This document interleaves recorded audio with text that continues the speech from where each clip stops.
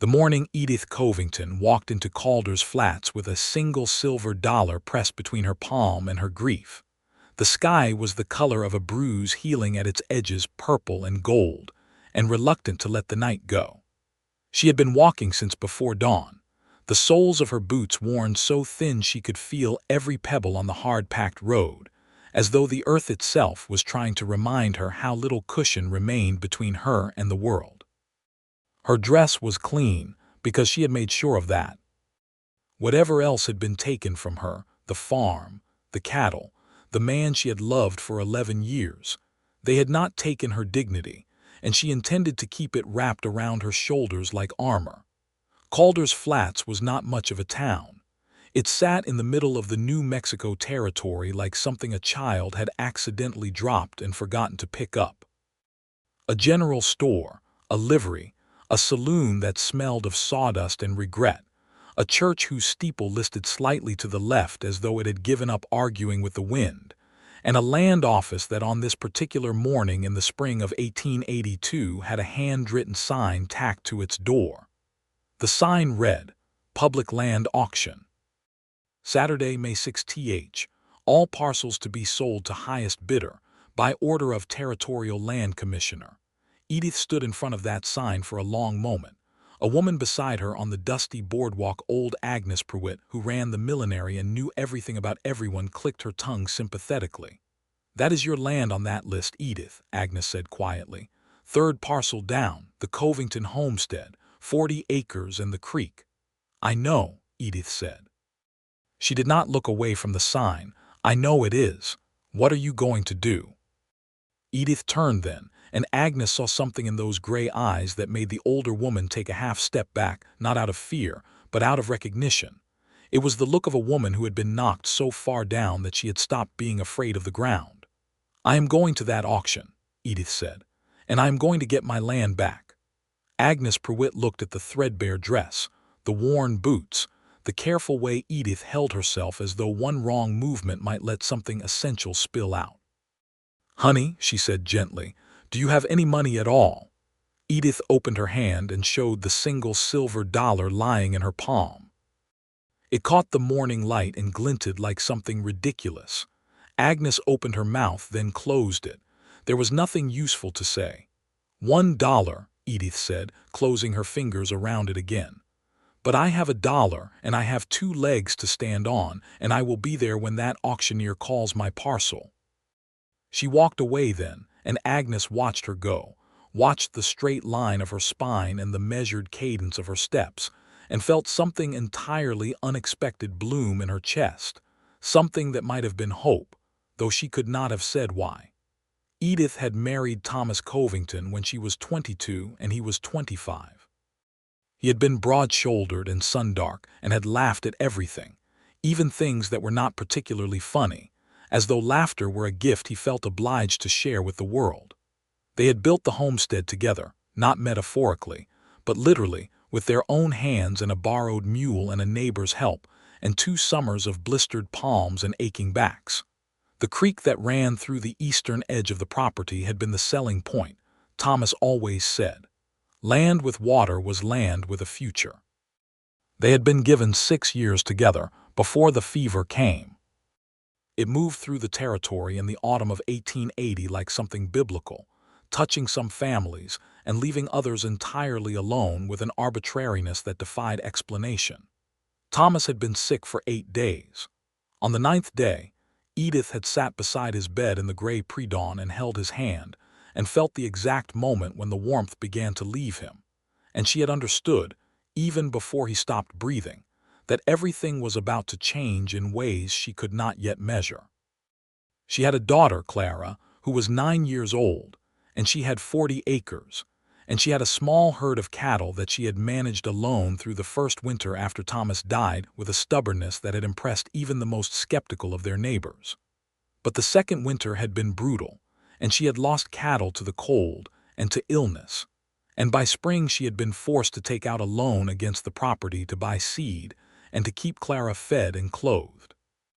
The man who had extended that loan was a banker in Santa Fe named Gerald Pruitt, and Gerald Pruitt had a talent for finding moments of maximum desperation, and a patience that was frankly predatory. He had called in the loan early, citing a clause that Edith had signed without fully understanding, and the result was the sign on the land office door. Clara was currently staying with Agnes Pruitt, who had insisted on it, who had said that a child should not have to stand in a crowd and watch her mother's land be auctioned off piece by piece. Edith had been grateful, though she had not said so in as many words. She was not very good at accepting help. Thomas had always teased her about it. She spent the morning doing what she always did when she was frightened. She kept moving. She walked to the edge of town and back.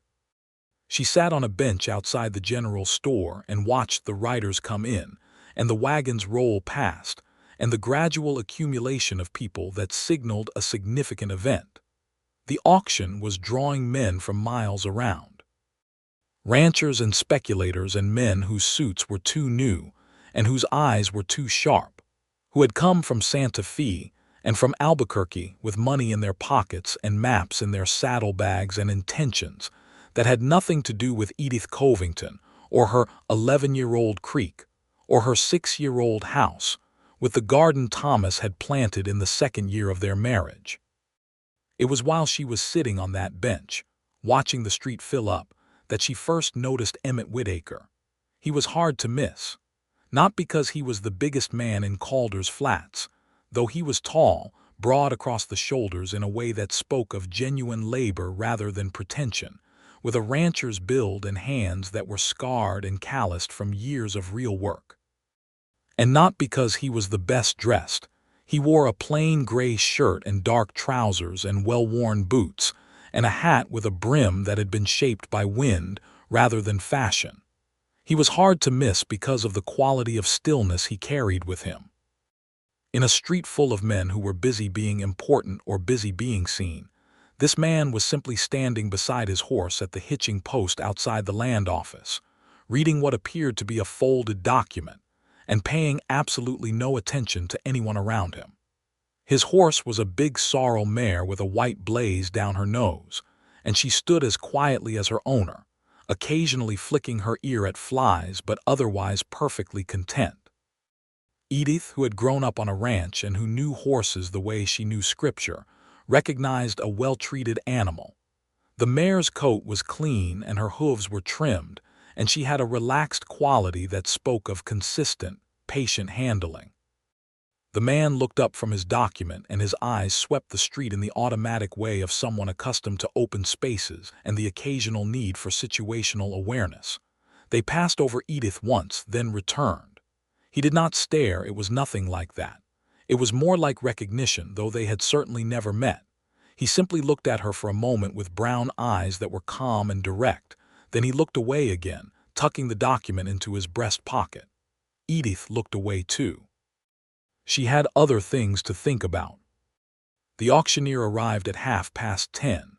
A small, wiry man named Delaney who wore a string tie and had the rapid-fire delivery of a man who had spent his career in rooms full of reluctant money.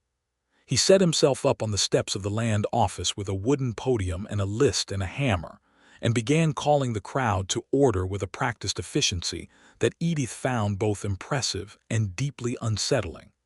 The parcels went quickly.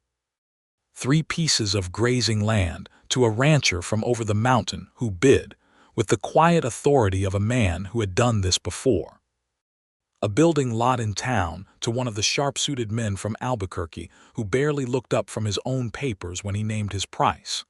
A farmstead north of the creek to a young couple who bid together, the wife whispering numbers in her husband's ear while he raised his hand, and Edith felt a pang at that, at the wholeness of 2 people deciding together. Then Delaney cleared his throat and called the Covington homestead. 40 acres, creek running through the eastern boundary, existing structures including dwelling house and outbuildings, current improvements including fencing and garden. Starting bid, $50. $50. Edith had $1. She stood at the back of the crowd and felt the full and absolute absurdity of her situation wash over her like cold water. She had known, in the rational part of her mind, that $1 was not going to be enough. She had known this the way you know that a fence with a broken rail is a fence that will not hold clearly, practically, with no room for comfortable self-deception. But she had come anyway because the alternative was to stay away, and staying away felt like accepting something she was not prepared to accept. She raised her chin and stood very still. $50, Delaney called. Do I hear $50? There was a pause. The sharp-suited men from Albuquerque were conferring quietly. The rancher from over the mountain looked at his list and did not raise his hand.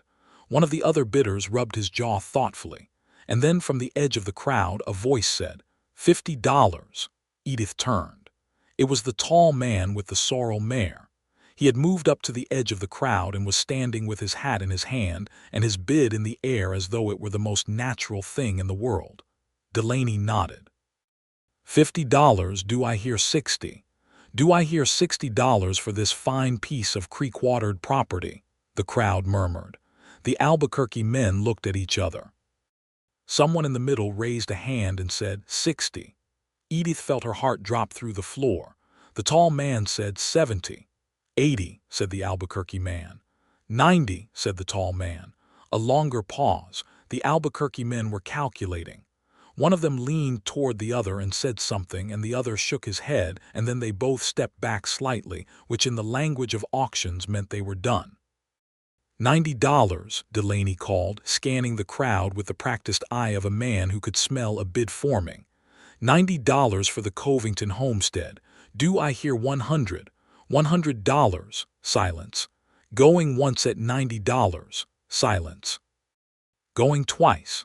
And then before the hammer could fall, Edith Covington stepped forward from the back of the crowd.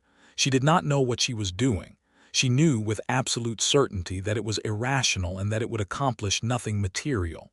But she stepped forward anyway because she was who she was, and she held up her dollar and said in a voice that was steady as a fence post, $1.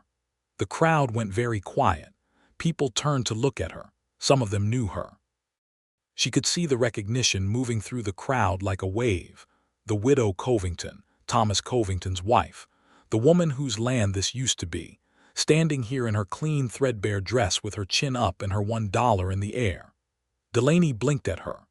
There was an awkward silence that stretched painfully, and then the tall man turned around to look at her fully for the first time, and something moved across his face that was complicated and fast and impossible to name. He looked at her for a long moment. He looked at the dollar in her hand.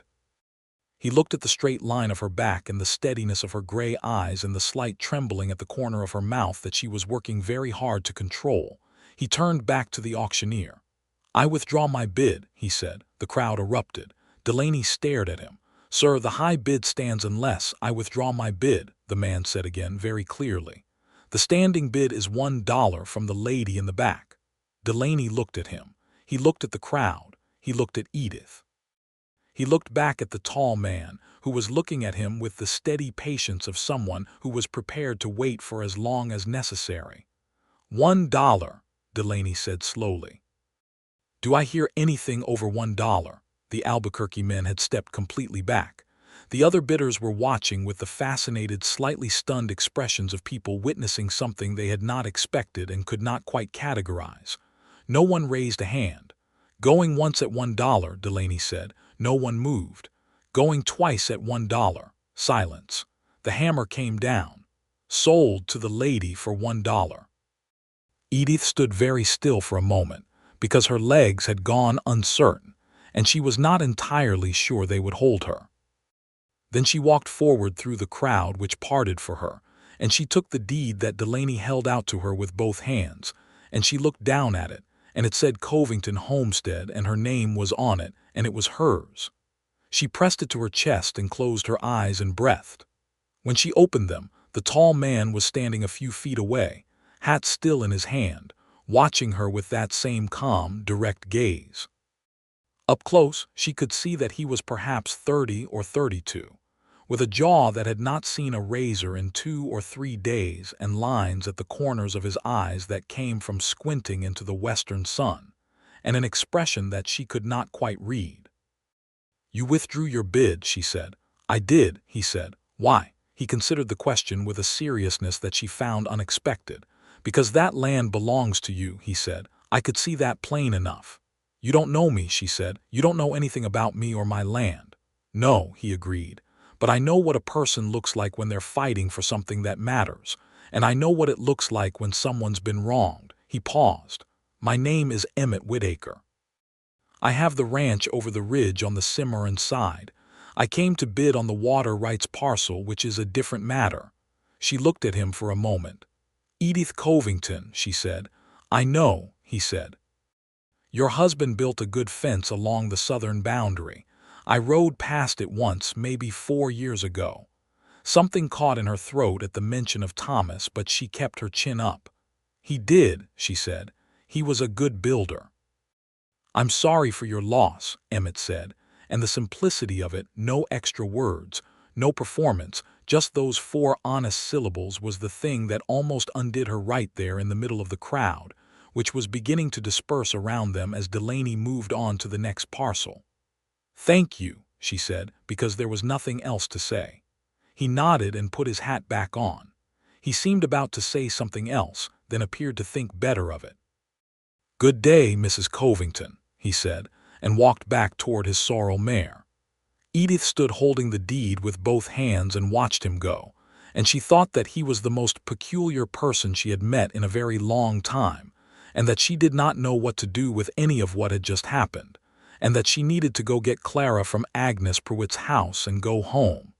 She went to Agnes's house first. Agnes saw the deed in Edith's hand and covered her mouth and made a sound that was somewhere between a laugh and a sob, and Clara, bright, practical, dark-haired Clara, who had Thomas's eyes and her mother's stubbornness, looked at the piece of paper and then looked at her mother's face and said, We're keeping the farm. We're keeping the farm, Edith said. Clara threw her arms around her mother's waist, and Edith held her there in Agnes's small parlor for a long moment, feeling the solid reality of her daughter's shoulders and thinking about Thomas and about 40 acres and about a man with a sorrel mare who had looked at her with calm brown eyes and said, because that land belongs to you, as though it were obvious, as though it required no explanation at all. She told Agnes about the auction on the walk home, or tried to. Agnes listened and asked pointed questions and at the end said, Emmett Whitaker. I know that name. He has the Whitaker ranch up on the Cimarron side, runs about 300 head of cattle. He's a fair man by all accounts. Came out here from Kansas, I believe, about 6 years ago. Never married, keeps mostly to himself. He was kind, Edith said carefully. He didn't have to do what he did. No, Agnes agreed. He didn't. Edith walked home with Clara beside her, and the deed folded in her dress pocket and the spring sun warm on her face, and she did not think about Emmett Whitaker any more that day. She had a house to return to, and a kitchen garden to plant and a future to arrange from very uncertain materials, and that was more than enough to occupy her. The house was exactly as she had left it, small and clean and smelling of old wood, and the lavender she kept in a jar on the windowsill. The furniture was simple, what they had made or traded for in the early years. The garden out back was overgrown and needed serious attention. The south fence Thomas had built had a section that was listing badly and needed repair. The well was good. The creek, when she walked to it that evening with Clara at her heels, was running clear and cold with the snowmelt from the mountains, which meant it was full of promise. She stood at the edge of the creek and listened to it and felt something loosen in her chest that had been pulled tight for so long she had almost forgotten it was there. "Mama," Clara said from her perch on a boulder nearby, "what did the man look like?" "The one who gave up his bid. He didn't give it to me," Edith said. "He just stepped back. But you got the land because of him." Edith considered this. "He was tall," she said. "Brown eyes. He had a sorrel mare with a white blaze." Clara considered this with the grave attention she brought to most things. "Was he handsome?" Clara Jane Covington. "What? It's a reasonable question." Edith looked at the creek and did not answer, which was, in its own way, an answer. 2 weeks passed. Edith planted the kitchen garden beans and squash and corn and carrots, and repaired what she could of the south fence herself, though there was a section that defeated her, because it required 2 people, and she only had 1. She took her eggs to town on Saturdays and sold them to the general store, and used the small amount of money it brought in to buy the basic necessities she could not produce herself. She was thinking, seriously and practically, about whether she could rebuild the cattle herd with the $40 she had managed to save over the past 18 months, or whether she should try to take on some additional work, or whether there was some other configuration of resources she had not yet thought of. Clara went to the schoolhouse in town on weekdays, walking the 1.5 miles in both directions without complaint, coming home with books tucked under her arm and opinions about everything. She was the kind of child who made everything feel slightly more manageable just by being present, and Edith was deeply grateful for her. It was on a Tuesday morning in late May, while Edith was attempting once more to deal with the most troublesome section of the south fence, that she heard hoofbeats on the road and looked up to see a sorrel mare with a white blaze pulling up at her gate. Emmett Whitaker dismounted with the easy movement of a man who had spent most of his life getting on and off horses. He stood at the gate for a moment before he opened it, which Edith appreciated. It was a small courtesy, that waiting, an acknowledgement that this was her property and she was in charge of who entered it. "Mrs. Covington," he said. "Mr. Whitaker," she said, standing up straight from the fence post she had been wrestling with, pushing a strand of dark hair back from her forehead. She was not wearing gloves and her hands were dirty, and she had a smear of something across her left cheek that she was not aware of, and she was suddenly acutely conscious of all of this in a way that irritated her, because she was on her own land doing her own work, and she had nothing to apologize for. "I was riding by," he said, which was not entirely credible since her property was not on any road that someone would pass on their way to the Cimarron side, but she let it stand. "I see you've got some fence trouble." "I do," she said. "I can manage it." "I don't doubt that," he said. He tied the sorrel mare to the gate and walked over to look at the section she was working on with the attentive, practical eye of someone who had fixed a great deal of fencing in his life. He crouched down and looked at the post, pressed against it with one hand, stood back up. "Ground's shifted here. You need to reset the post about 6 inches deeper, 2 people to do it properly." "I know," she said. "I've been thinking about how to manage it." He looked at her for a moment. "I have tools on the horse," he said. "I could help you set it right if you'd allow it. Won't take more than an hour." Edith looked at him. She looked at the fence. She thought about Thomas and about pride and about 40 acres and about the practical fact that the fence needed to be fixed and she could not fix it alone. "All right," she said. "Thank you." They worked together for the better part of 90 minutes. He was right with 2 people it was manageable, and he knew what he was doing with fencing, which she had rather expected. He worked without unnecessary talk, which she appreciated, though when she said something he listened and responded without making her feel that her opinions about her own fence were unwelcome.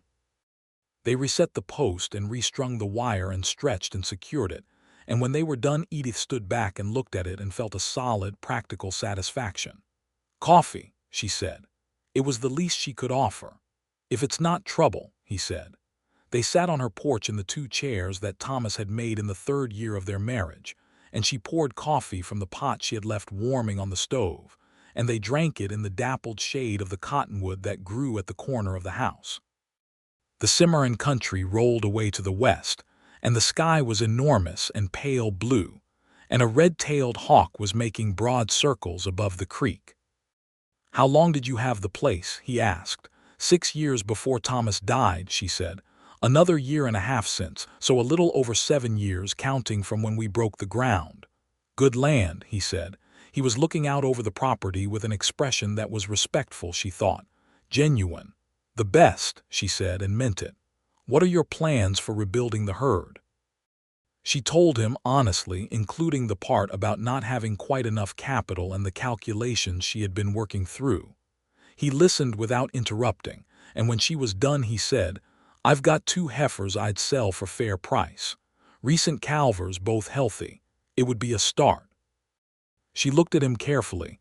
"I can't accept charity," she said.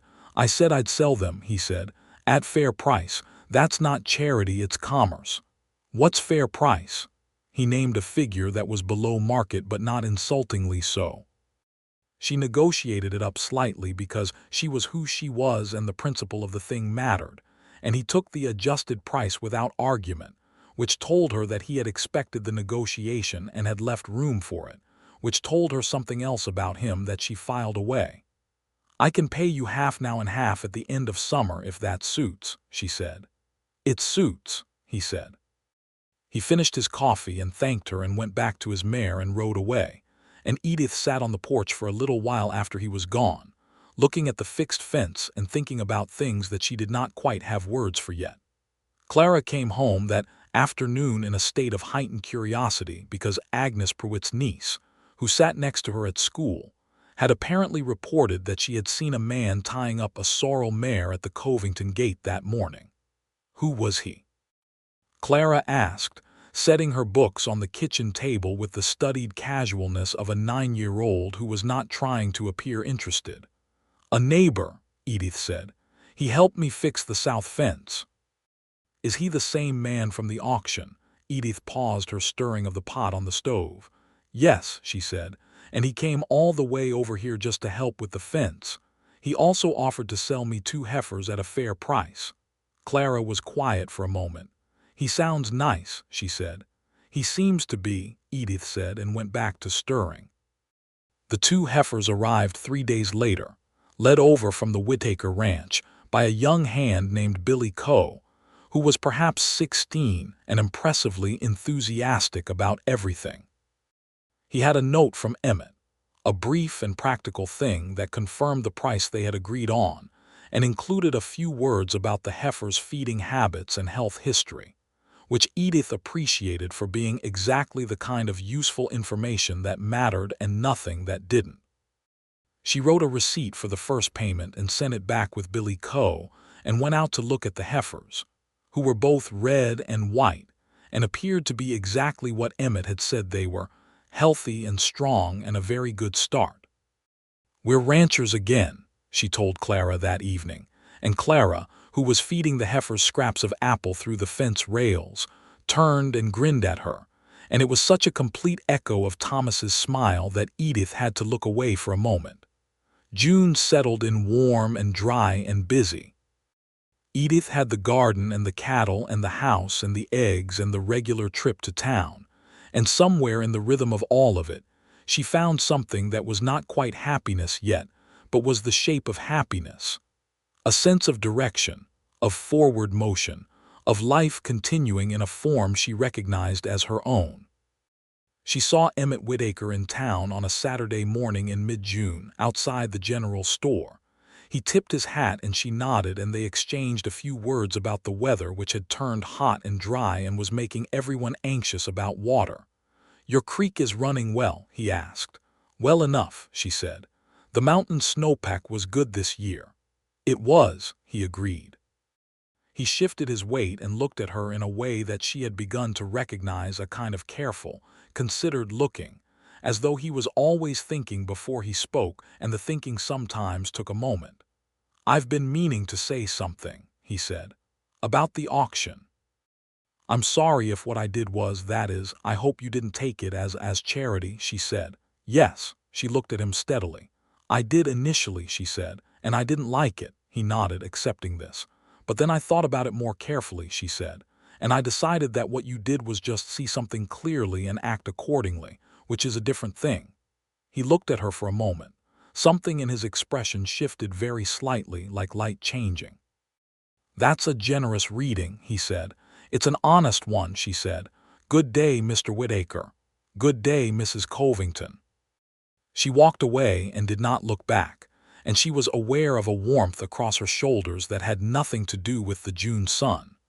The trouble with Gerald Prout came in July. She had known, in the back of her mind, that it might come. Men like Gerald Prout did not accept the resolution of a situation they had engineered without at least attempting to engineer it back in the other direction. He arrived at her gate on a Thursday afternoon with a hired man she did not recognize, riding a black horse that was too fine for the territory, wearing a suit that was too hot for the season, carrying a leather satchel that contained, he said, documentation relevant to her property. "There is nothing relevant to my property," Edith said, standing at the gate with her arms folded. "I have the deed." "You have a deed," Prout said. He had the careful voice of a man who had spent years making exploitation sound like paperwork. "But there is a matter of the original loan agreement, specifically the improvement liens attached to the property prior to your late husband's death, which were not discharged by the sale at auction and which remain, technically, binding obligations against the land." Edith looked at him. She knew something about the law, not everything, but enough, because in the year after Thomas died she had read everything she could find about property rights and homestead claims and the laws of the territory, because she had understood correctly that a woman alone on good land would eventually need to know these things. "There are no liens on this property," she said. "The auction discharged all encumbrances. That is the law." Prout smiled in the way of a man who had been told things by lawyers that ordinary people could not access. "In most cases," he said, "but your specific agreement contained language that—" "Show me the language," she said. He opened his satchel and produced a document. She read it carefully, standing at the gate in the afternoon heat, and what she found was exactly what she had suspected: language that was designed to look significant but was in fact standard boilerplate that did not say what Prout was claiming it said. She had read enough law to recognize the difference between a binding clause and a clause that someone hoped you would not read carefully enough to understand. "This doesn't say what you're saying it says," she told him. Prout's expression cooled. "Perhaps you would benefit from the perspective of a legal professional," he said. "Perhaps you would benefit from removing yourself from my gate," she said. "What you are describing is not a legal claim. It is an attempt to intimidate me into surrendering property that is lawfully mine. I will not be intimidated, Mr. Prout, and if you come onto my property again with manufactured claims, I will take the matter to the Territorial Land Commissioner, who I imagine would be very interested in the methods you used to call in my original loan." Prout looked at her for a long moment. His hired man said nothing. The black horse switched its tail at a fly. "You're a difficult woman," Prout said. "I'm a well-informed one," she said. "Good afternoon." He left. She watched him go with her arms still folded and her heart hammering against her ribs, and when he was far enough away, she went inside and sat down at the kitchen table and allowed herself 3 full minutes of shaking before she got up and put the kettle on. She told Emmett about it the following Saturday. She had not intended to. She did not make a habit of bringing her problems to other people's doors, but they had found themselves in conversation outside the general store again, and it came out naturally in the course of discussing the water situation and the general state of the territory. He listened with his full attention, which was something she had noticed about him. He did not listen the way some men did, with half their mind already forming the response while you were still speaking. He actually listened. "He'll try again," Emmett said when she had finished. "Men like Prout don't accept the first defeat." "I know," she said. "I've been thinking about writing to the land commissioner myself before he does anything further, getting the situation documented." "That's good thinking," he said. He paused. "I know a man in Santa Fe, an attorney named Carver. He's done right by several people I know of. He works on reasonable terms.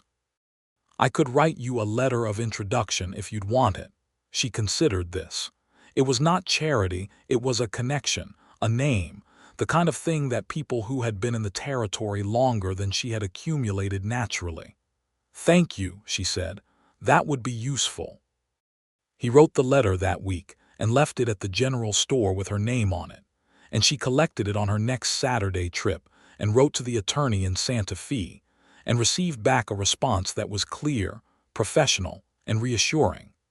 The lien claim Prout had raised was, as she had suspected, entirely without legal merit, and a brief letter from the attorney to Prout's own counsel had the effect of causing Gerald Prout to redirect his attentions permanently toward other, presumably more tractable targets. Edith received the confirmation letter on a Thursday and sat with it at her kitchen table for a long time, feeling something settle in her chest that she had not known was still unsettled. The land was truly hers now, in the full sense, not just on paper, not just because of a $1 bid and a stranger's courtesy, but protected by law and clearly documented, and outside the reach of men who thought that widows were easy prey. She thought about Emmett Whitaker. She thought about the way he had stepped back at the auction, the quiet certainty of it. She thought about his hands on the fence post, competent and careful. She thought about the two heifers who were growing well, and the letter of introduction, and the way he listened when she spoke, and the fact that she had found herself, on more than one occasion over the past 2 months, thinking about when she might reasonably expect to see him again. That was the moment she admitted to herself, clearly and without embellishment, that she was in some danger of having feelings for Emmett Whitaker.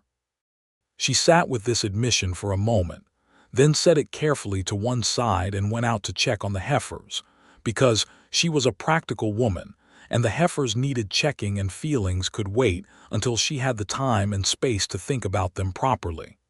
The thinking happened, as thinking often did, in the quiet of early morning.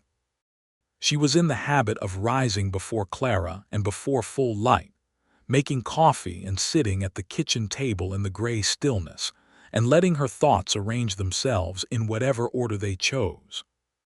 It was in these mornings that she had worked through most of the genuinely difficult decisions of the past 2 years: the loan, the cattle, the letter to the land commissioner, the question of whether she could manage the homestead alone for as long as Clara needed to be in school. She thought about Thomas. She loved Thomas still. That was simple and true. She thought she would always love him, in the way you love something that is permanently part of the landscape of who you are, the way you love a place you grew up even after you have moved away from it. That love did not diminish. It simply existed alongside the present, like a river that continued running even when you were standing far from its bank. But Thomas had been gone for almost 2 years, and she was 33 years old and she was alive, and she had noticed that when Emmett Whitaker looked at her, there was something particular about it that made her feel seen in a way she had not felt since she lost Thomas. She did not know what Emmett thought of her. She had very little to go on. He had helped her twice now, counting the attorney. He had treated her as a person of intelligence and capability, which she valued more than she could say. He had not been presumptuous or overly familiar. He was, by all the evidence she had, a decent man who had done a generous thing and followed it up with 2 more generous things and had not asked for anything in return. That was either very admirable or very uncomplicated, and she was not sure which, and the uncertainty was itself interesting.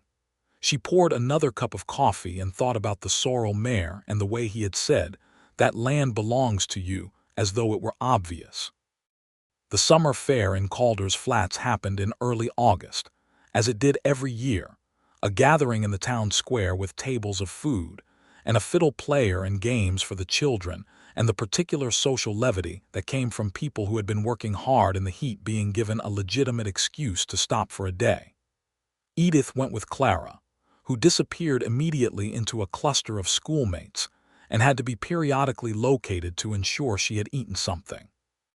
Edith found herself at a table near the edge of the square, talking with Agnes Pruitt and a couple of other women about the garden yield and the prospects for the fall, when she became aware of Emmett Whitaker approaching with a directness that suggested purpose rather than accident.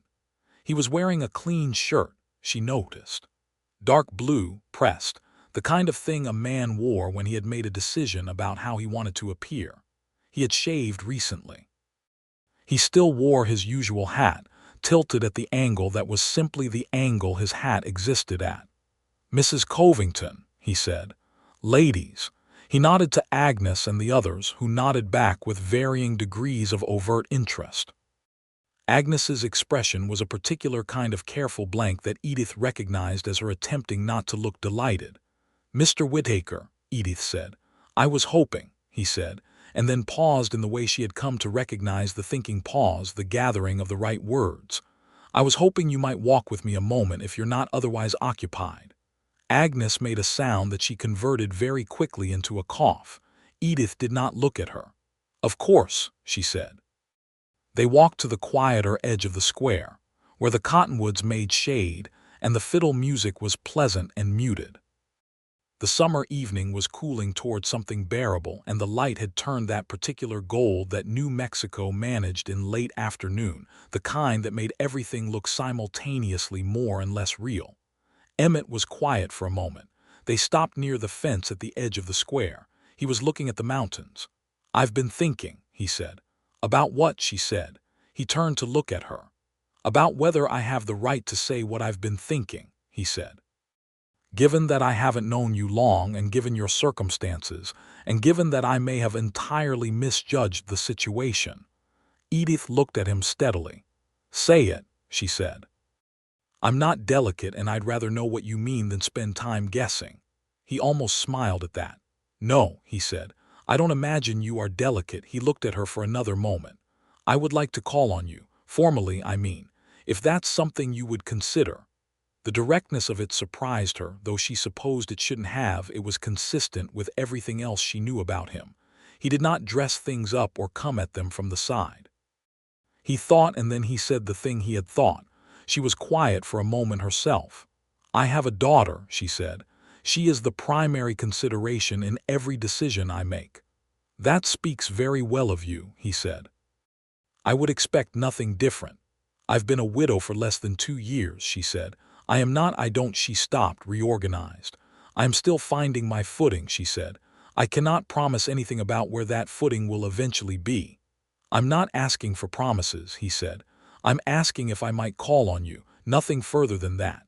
She looked at him. She looked at the mountains behind him, which were turning purple in the fading light. She thought about coffee on the porch and fixed fences and the sorrel mare and the attorney in Santa Fe and the way he listened. "Yes," she said, "you may call on me." He nodded, and the thing that moved across his face then was something she had not seen there before, a warmth, a genuine and uncomplicated pleasure, quickly contained but real. "Thank you," he said. They walked back to the fair together and found Clara, who was eating a piece of pie and looked at Emmett with the frank appraisal of a child who had not yet learned to disguise her assessments. "You're the man from the auction," she said. "I am," Emmett said. He crouched down to be at her level, which Edith noted as something Thomas had always done, the instinct to meet children where they were. "Your mother told me about you. She said you walk 3 miles to school every day." "1.5 miles each way," Clara said with the precision of a child who felt the distinction mattered. "Are you going to be coming around to our place?" "Clara," Edith said. "That's all right," Emmett said. He looked at Clara seriously, which she seemed to appreciate. "I would like to if your mother is willing. Is that all right with you?" Clara considered him for a long moment. She ate a bite of pie. "Do you know how to fish?" she asked. "I do," he said. "The creek has trout," Clara informed him. "Papa used to say they were very good trout. We haven't caught any this year because Mama doesn't have time." "Clara," Edith said again, more helplessly. "Trout are worth making time for," Emmett said gravely. "Maybe one afternoon before the summer is out." Clara nodded as though this was satisfactory. She offered him a piece of pie, which he accepted, and Edith stood watching the two of them and felt something large and quiet moving in her chest, something she did not try to name. He called on her the following Sunday, arriving in the mid-afternoon with the sorrel mare and a jar of honey from his own bees, which he presented to Edith with a slight awkwardness that suggested he had not given gifts to women in some time, possibly ever. She thanked him and set it on the kitchen table and poured lemonade because she had made it that morning, and they sat on the porch and talked. She learned more about him that afternoon than she had in all the previous encounters combined. He had come to New Mexico from Kansas in 1876, 6 years ago, after the cattle trails had pushed west and the opportunities had followed them. He had been 26 then. He had bought the Cimarron Ranch with most of his savings and the rest of a small inheritance from an uncle, and had spent the first 3 years building it up from almost nothing, which gave him a clear and practical understanding of what she had been doing for the past 2 years, because he had done the same thing himself. His parents were both gone, his mother when he was 8, his father when he was 22. He had a younger sister in Kansas, who was married to a wheat farmer, and had 2 children whom Emmett had met once and found impressive. He had never been engaged or close to it, he said, because the ranch had consumed most of his available attention for the first years, and then, after that. He paused here and seemed to be choosing his words. He had simply not met anyone who made him want to stop what he was doing and pay attention to something else. Edith received this information and did not say anything in response to the final part of it, though she was aware of what he was not quite saying, and she was aware that it created a warmth in her that she was still in the process of deciding what to do with. She told him about herself in return, about the small farm in Colorado where she had grown up, about her parents, about meeting Thomas at a church social when she was 21, about the first years of the homestead, when everything was hard and also beautiful in a way that she had not been able to understand until she looked back on it. She told him about Thomas with a candor that she had not expected from herself, speaking honestly about who he had been and how much she had loved him, and how his absence had restructured everything. Emmett listened to all of it without trying to smooth it over or redirect it toward more comfortable territory, and that willingness to sit with the full weight of what she was telling him was the thing that moved her most. "He sounds like a good man," Emmett said when she had finished. "He was," she said. "You don't have to put that in the past tense for my benefit," Emmett said quietly. "He's part of who you are and what this place is. I see that." She looked at him for a long moment and felt something shift in her, a wall that had been necessary for 2 years, slowly becoming unnecessary. "Thank you," she said. "That means more than you might realize." He stayed for supper because Clara asked him to, and he helped with the dishes afterwards, which made Clara regard him with a new and evident approval. He left before dark, tipping his hat at the gate, and Edith watched him ride away in the long summer twilight and thought that she was in a great deal of trouble, which was to say she was falling in love, and it was the most terrifying and the most alive thing she had felt in 2 years. August melted into September, and the land began to turn gold, and the air at night came off the mountains cold and clean. Emmett came on Sundays and sometimes on Wednesday evenings when the work allowed it, and they established a rhythm that was easy and honest and grew incrementally more intimate in the way of 2 people who were both cautious and both increasingly certain. They did go fishing one Saturday afternoon, all 3 of them, Emmett and Edith and Clara, with poles cut from the cottonwood and lines from the general store and Thomas's old fishing hat that Edith had kept hanging in the barn. They caught 7 trout between them, Clara catching 3 and loudly claiming the crown of best fisherman, and Emmett cleaned them and Edith fried them with butter and herbs from the garden, and they ate outside in the September warmth, with the creek sound in the background, and the mountains going pink in the west, and it was one of those evenings that accumulate in a life like quiet treasure. Clara fell asleep on the porch after dinner, which she was embarrassed about later, and Emmett and Edith sat in the 2 chairs Thomas had made and watched the stars appear in the enormous sky. And Edith found herself thinking that this was the first evening in 2 years that she had sat on this porch with an adult for company, and not felt the Thomas-shaped absence as an active wound. It was still there, it would always be there, but it had become something she could sit with, something that did not crowd out everything else. "What are you thinking?" Emmett said. He was watching the sky. His voice was quiet. "That I haven't been afraid today," she said. It was more honest than she had intended, but she was finding, increasingly, that honest was the only way she knew how to be with him. He turned to look at her.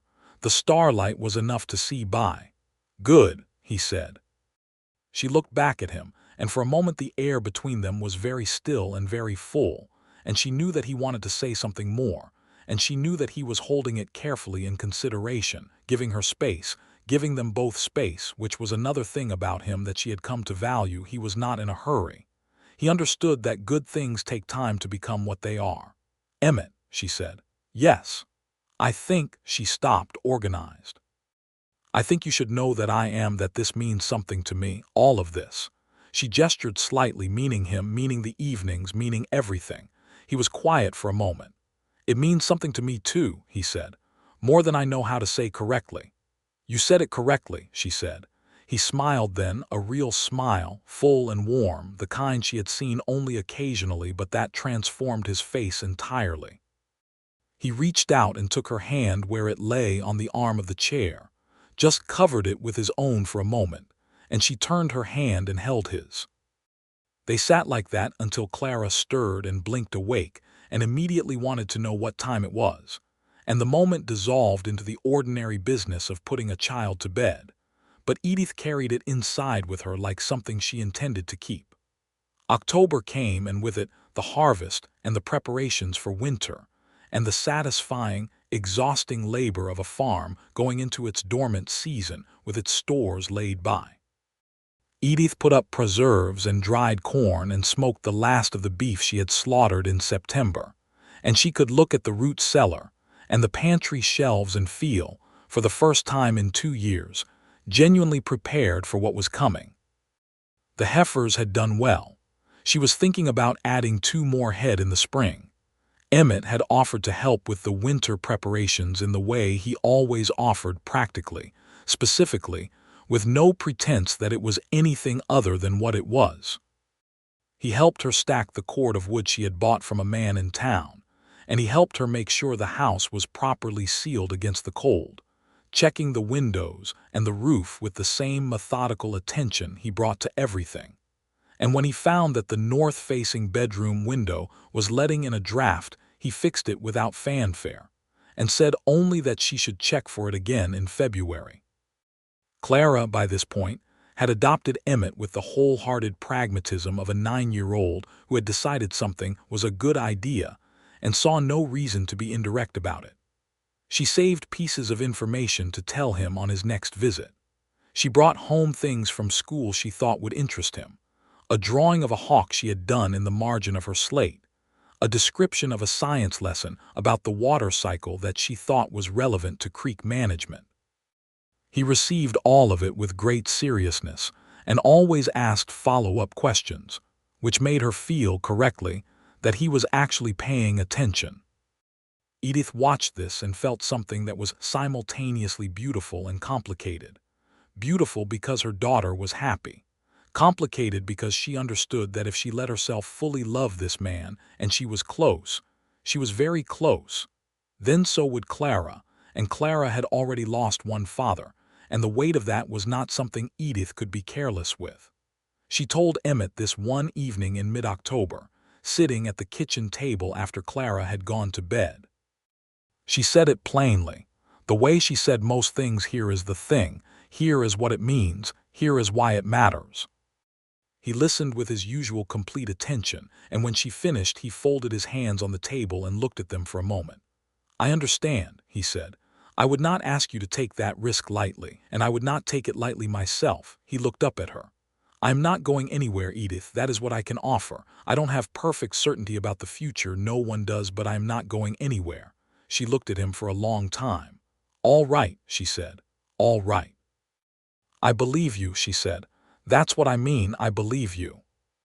The first real winter storm came in late November, a hard blue norther that pushed down from the mountains and dropped 4 inches of snow in an afternoon and froze the ground solid overnight. Emmett arrived the morning after with his horse loaded with extra supplies: lamp oil, flour, a side of bacon from his smokehouse, a woolen blanket for Clara that was new from the dry goods store in town, which he presented to the child with the same gravity he brought to everything. Clara wrapped herself in it immediately and announced that it was the warmest thing she had ever owned. They spent the day together managing what the storm had demanded: the animals, the water, the wood supply, the 1,000 small adjustments that a cold snap required. And by evening they were all 3 of them pleasantly tired and sitting around the kitchen stove. Clara drawing by lamplight and Emmett and Edith talking quietly about everything and nothing. It was the first time he had been in the house after dark, and there was something domestic and close about it that was different from the porch or the field or the town. The kitchen smelled of soup and wood smoke and lavender, and the lamp threw warm light, and outside the wind moved along the eaves with a sound that was, inside here, very far away. "I should go," he said late in the evening. "The road will be hard in the dark," she said. It was purely practical. It was also slightly less than purely practical. He looked at her. "I'll be all right," he said. "The mare knows the way."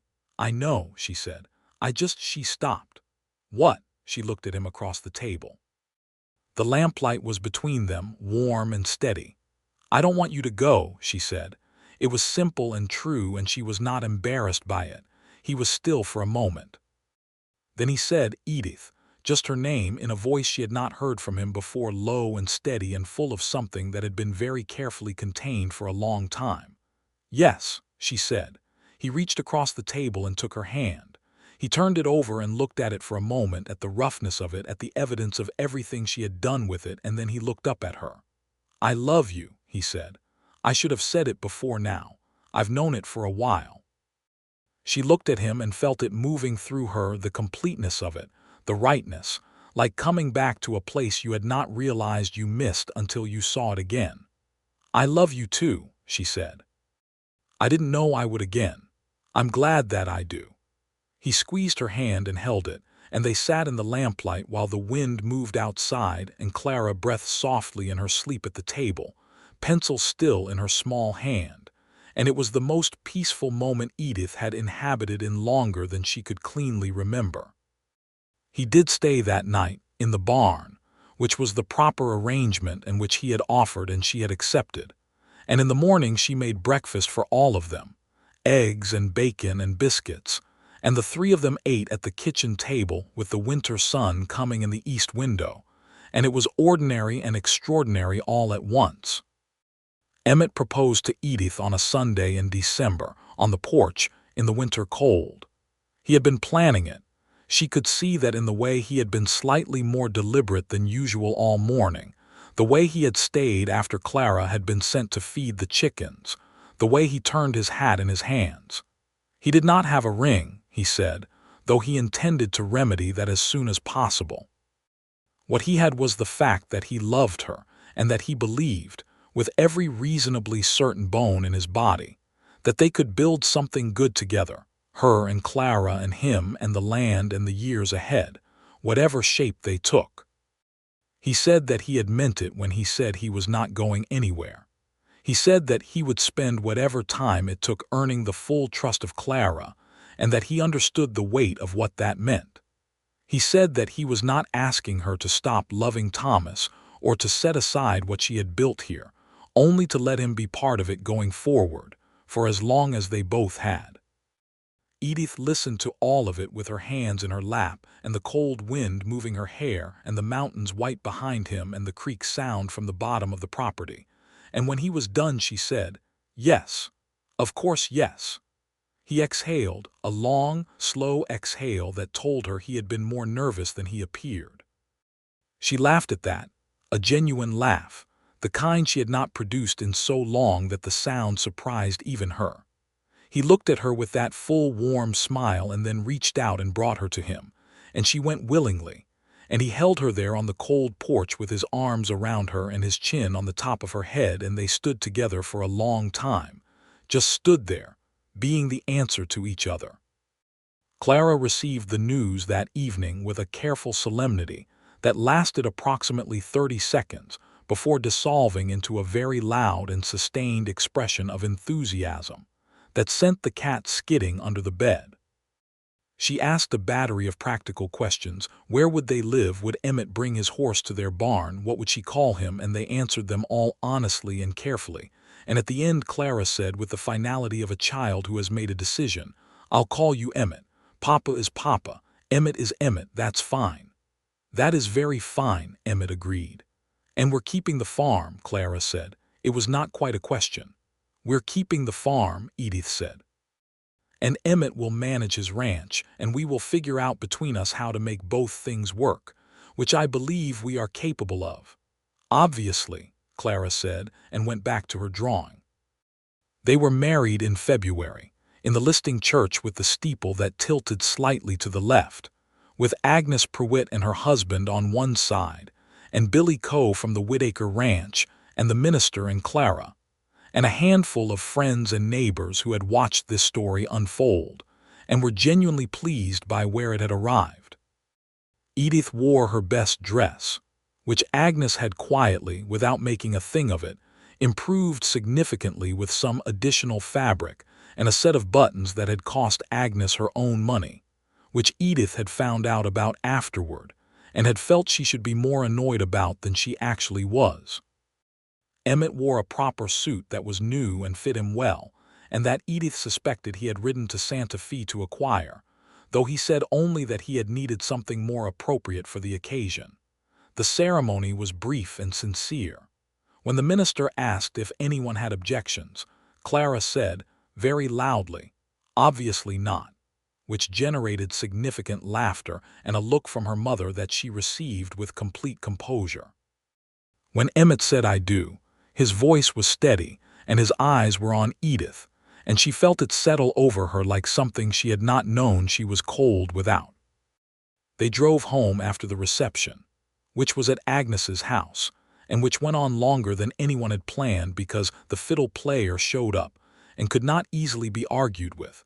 And they came up the road to the homestead in the late winter afternoon, the sorrel mare tied to the back of the wagon, and Edith looked at the house and the barn and the fence and the bare garden and the creek gleaming in the last of the light, and she thought that everything she had fought for was exactly where it should be. "Home," Emmett said beside her on the wagon seat. "Home," she agreed and leaned into him, and he put his arm around her, and Clara fell asleep against Edith's other side, and they drove the last quarter-mile like that, the three of them in the gathering winter quiet.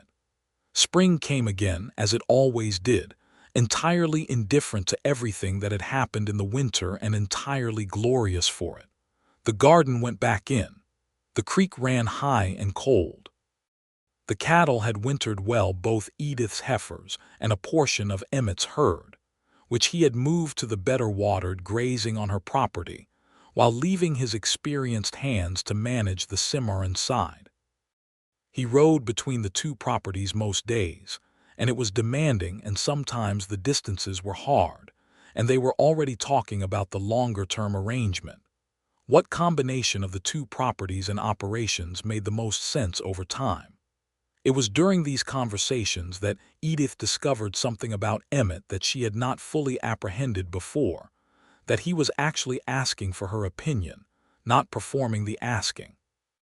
When she had a thought about grazing rotation or water rights or the wisdom of acquiring the adjacent parcel that had come on the market, he considered what she said with genuine seriousness, and sometimes he changed his mind because of it, and he was not embarrassed about that. He had the rare quality of a man who was confident enough in himself that other people's intelligence did not threaten him. She found this profoundly attractive, which she told him one evening in April, which made him laugh, which was itself also profoundly attractive. "You're laughing at me," she said. "I am not," he said. "I'm laughing because you said it like a business assessment." "Well," she said, "it is in a way." He pulled her to him and kissed her, and she kissed him back, and the practical discussion about grazing rotation was set aside for the time being. In June, Edith told him she was expecting a child. She told him in the morning, before Clara was up, standing in the kitchen with a cup of coffee, she was holding more for the warmth than the desire to drink it. She had known for 2 weeks. She had spent those 2 weeks deciding how she felt about it, which she found was complex and layered, and ultimately, when she worked through all the layers, deeply glad. She told him simply, the way she told him most things. She watched his face, and what she saw there was a cascade of things happening, very fast surprise, the reprocessing of what she had said, and then, beneath it and growing, a joy that was so complete and so unguarded that it filled his whole face and made him look suddenly younger, like someone who had been very serious for a very long time and had just been given permission not to be. He came to her and took her hands and said, "Are you well?" "I am very well," she said. Are you happy about it?" "Yes," she said. "Are you?" "Edith," he said, and his voice had the catch of someone whose feelings had outrun his composure. "Yes, I am so much more than happy about it." She leaned her forehead against his shoulder and he wrapped his arms around her, and they stood there in the kitchen in the early light, just the two of them, for a few minutes before the ordinary morning resumed. Clara's response to the news was characteristically her own. She received it with a gravity that lasted perhaps a minute, during which she appeared to be working through significant internal calculations. Then she said, "I want a brother." "That," Edith said, "is not something I can arrange." "I know," Clara said. "I'm just saying for the record." "Noted," said Emmett. Clara thought for another moment.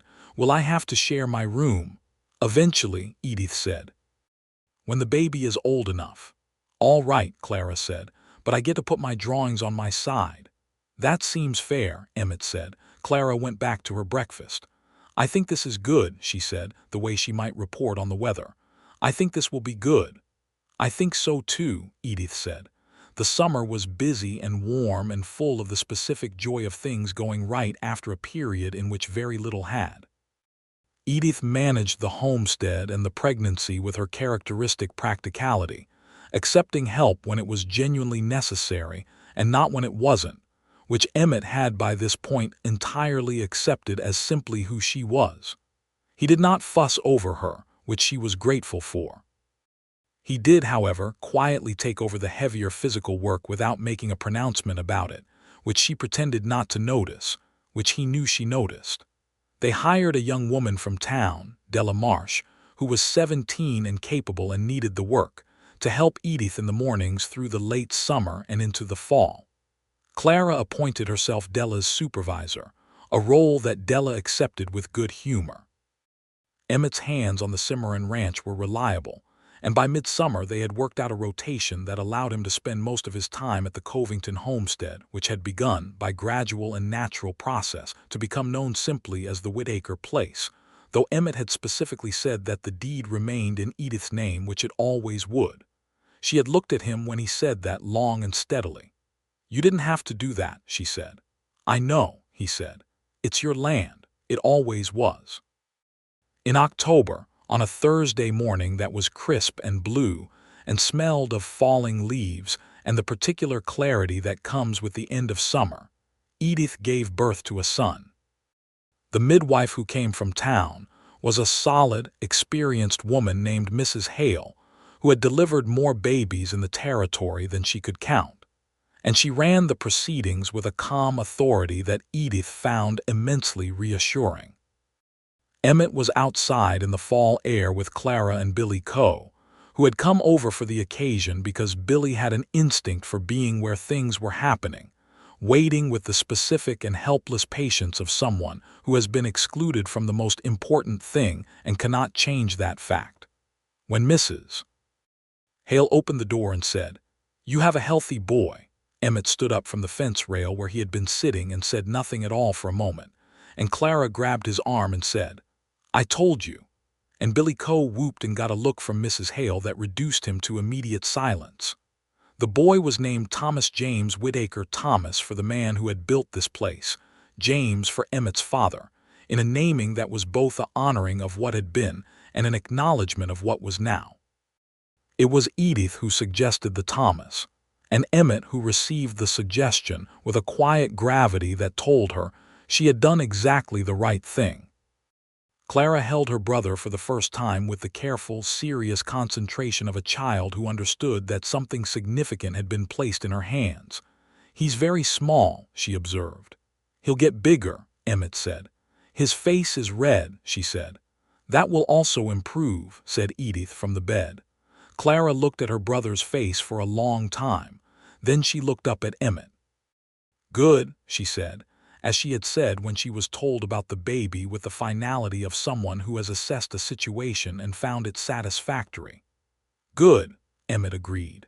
The winter that year was a good one, or rather, it was a hard winter in the weather sense, but a warm one in every other sense.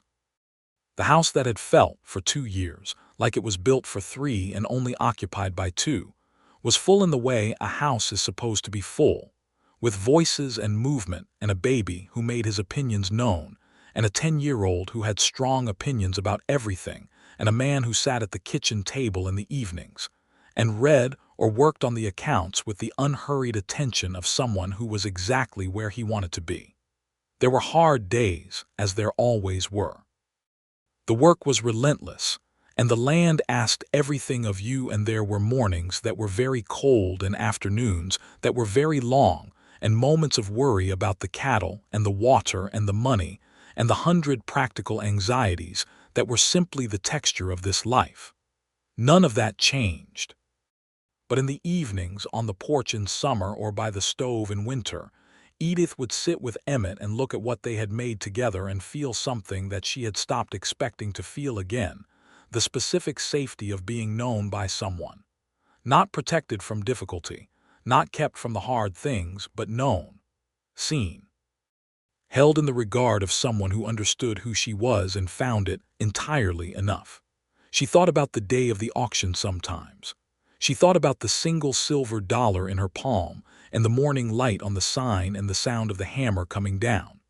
She thought about the moment she had stepped forward from the back of the crowd and held up that dollar and said, in a voice she had not known she still possessed, $1, and the silence that had followed it. She thought about the look on Emmett's face when he had turned to see her. That look that she had not been able to name at the time, but that she understood now. He had looked at her the way you look at something that makes a sudden and complete and irreversible sense. One spring evening, when Thomas was 8 months old and sleeping in his cradle by the stove, and Clara was at Agnes Prewitt's house for a sleepover that she had been arranging for 2 weeks, Edith was on the porch watching the sunset with a cup of coffee, and Emmett sat down beside her in Thomas's old chair, his chair now, she supposed, though she had never made a ceremony of that, and said, "What are you thinking about?" "The auction," she said. He was quiet for a moment. "I think about that day too," he said. "What do you think about when you think about it?" He considered. "I think about seeing you step forward," he said, "from the back of the crowd with your chin up and that dollar in your hand." He shook his head slightly. "I had never seen anything like it." "It was slightly irrational," she said. "Maybe," he said, "but it was also the bravest thing I'd seen in a very long time." She looked at him. The evening light was doing the thing it did, the gold that made everything more itself. "You withdrew your bid," she said. "I never properly thanked you for that." "You did," he said. "I paid you back," she said. "In my way," he smiled. "You paid me back very thoroughly," he said. "And then some."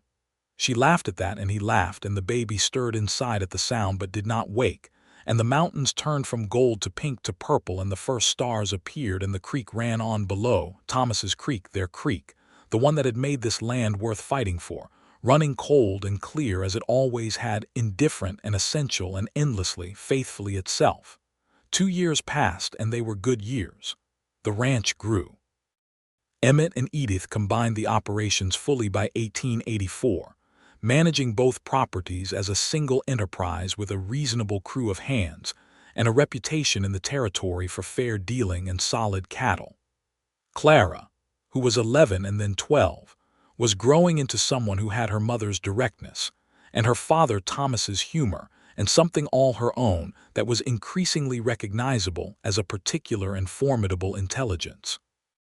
She had announced her intention to be a teacher, which everyone found entirely plausible.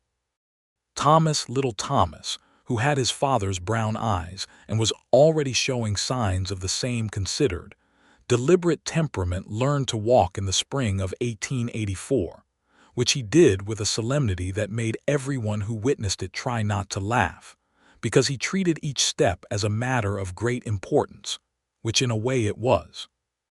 Gerald Prout, the banker who had tried to reclaim the property with manufactured liens, had quietly left the territory in late 1882, following what Agnes Prewitt described, with transparent satisfaction, as a general collapse of his business arrangements, that the attorney in Santa Fe had apparently had some role in catalyzing. Edith received this information without particular celebration, though she did allow herself a moment of quiet satisfaction. Agnes Pruitt remained herself, which was to say essential and informed about everything, and deeply pleased by the outcome of the story she had watched unfold from her bench outside the millinery. She was godmother to little Thomas, which she took very seriously, and she had a standing Sunday invitation to the Whitaker place which she exercised with great regularity. Emmett, on a Thursday morning in the fall of 1884, brought Edith a ring. He had been to Santa Fe on cattle business, and had come back with a ring from a jeweler there, a simple thing, a gold band with a small oval turquoise stone that was the color of the New Mexico sky on a clear day in October. He put it on her finger in the kitchen while the coffee was on the stove, and Thomas was playing on the floor, and the fall light came through the east window, and he said, "I should have had this for the wedding. I'm sorry it took this long." She looked at the ring on her hand, at the stone that was exactly the color of the sky outside. "It's perfect," she said. "You're sure?" She looked up at him. "Emmett," she said, "everything is perfect." He kissed her then, properly, in the kitchen with the coffee on the stove and their son playing on the floor, and she kissed him back. And Thomas looked up at them with the serene interest of a toddler witnessing something he did not yet have the vocabulary for but found adequate. In December of that year, Edith sat down with Emmett and the ranch accounts, and a letter she had been composing for a week, and which she finally read aloud to him over the dinner table. It was a letter to the Territorial Land Commissioner in Santa Fe, describing in precise and well-documented detail the methods Gerald Pruitt had used in the territory to force vulnerable landowners, including but not limited to recently widowed women, into default situations through predatory loan clauses. She had gathered documentation from 4 other families who had been similarly affected, all of whom had agreed to let her use their information. The attorney in Santa Fe, who had become something of a correspondent over the 2 years since the Leon business, had reviewed the letter and confirmed its accuracy. When she finished reading it, Emmett was quiet for a moment.